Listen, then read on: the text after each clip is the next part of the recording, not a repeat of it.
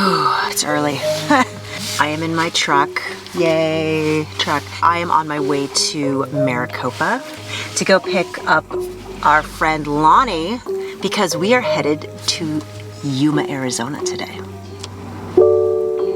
Please say a command. USB. USB.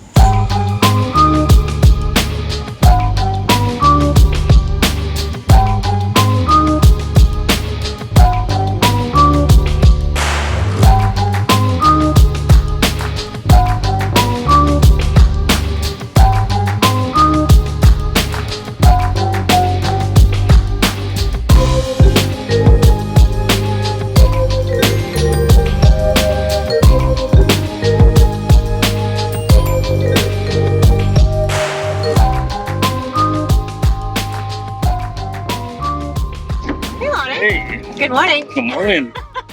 Ready for the road trip? Yeah. Did you want to drive my big fat truck? Yeah. That'll work. Yeah, it's been a while since I drove a Ford. When did you last drive a Ford? My dad's Mustang. Ooh, fancy. But that was back in the day. It was like a real had Mustang. A 5.0, like a yeah, legit 1990 Mustang. 5.0. That's awesome. Man, you got this big old truck, huh? Oh yeah. I haven't done one of these in a long time. I know.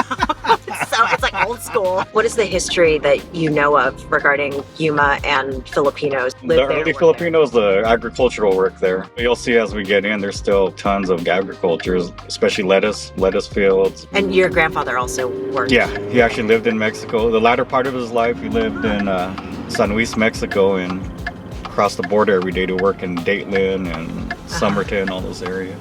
Your grandfather would, you said, take a bus? Yeah, sometimes they would come in on a bus from San Luis. Oh, from Mexico? Yeah, like the agricultural buses that would transport them. Yeah.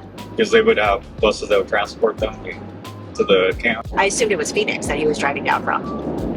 No, this was his latter part of his life. I mean, he traveled all around because there's pictures of him in the 70s with us in California. So he was still like kind of just following the crops. See, that's something that really amazes me is that, I know not every Filipino is like this, but like there's this like thing of like, okay, we gotta always be on the move. And I was just always texting with a girlfriend in Texas. She's reading this book about the Babaylan. Oh, okay. Yeah. Right? So. And she's like, and in that book, it's described that like they were constantly moving. Because I talked to my dad about this too. It's like, we have so many islands that like when you're on an island, you see like, oh, there's another island. Let's go find out what's over there. You know, or try to conquer it, or, you know, whatever. And especially with the Manong, back in the day, they were always moving around. You were saying like California, Arizona, Washington, Oregon, Alaska. Did your dad ever work here? He might have been down these roads. He's been all over too. You know, he's driven to New York and Wisconsin to work. Remind me, your dad came 1962. Right, because was he the one who got the degree in? Yeah, he got a degree at Central Luzon Agricultural College. Now it's Central Luzon State. You knew, obviously, growing up, like what his history was, his background, what his profession was. Was that something that, like, ever came into consideration for you to be like, okay, yeah, I'm also going to go into agriculture? Or were you like, there's no way I'm going into agriculture? No, not really. I never thought of it. Because, you know, growing up as a kid, I knew he worked in the fields. I knew my grandpa worked in the fields. That kind of work, you always want the next generation to have better. Was that something that was impressed upon you to like? Yeah, the funny thing is lately, when I talk to my own daughter, I joke with her, I was like, man, ag science, what are you learning there? Yeah. Oh, it's agricultural stuff. We got pigs and chickens and we plant stuff. And I go, well, you do know you have Manong blood. I was about to say, it's like we're so connected. It's her highest grade. So I was laughing. I was joking with her. It's like, man, well, your grandpa and your great-grandpa were agricultural workers. There it is. Our ancestors. I had no idea that Cesar Chavez was born in Yuma. And do you know how he made his way up to California and became what it is that he eventually became? Well, his family, they were agricultural workers too. They were migrant farm workers and they traveled all around also. So Larry Itliong is like this big labor leader, right? Yeah. Who partnered or they co-supported each other, and he was a founding member of AWOC, right? When Larry Itliong first came from the Philippines, he started right away in the organizing. He saw what the workers were going through. He was a seasoned organizer from way back. Then he got involved in Stockton also, and the strikes there. There was an asparagus strike. Then he got dispatched to Delano, which is more challenging. And is that where he then met Cesar Chavez, or how did they come together? Typically back then when the Filipinos would go on strike, the grower would pay the Mexican workers more to break the strike, and then vice versa. So they're breaking each other's strikes. He felt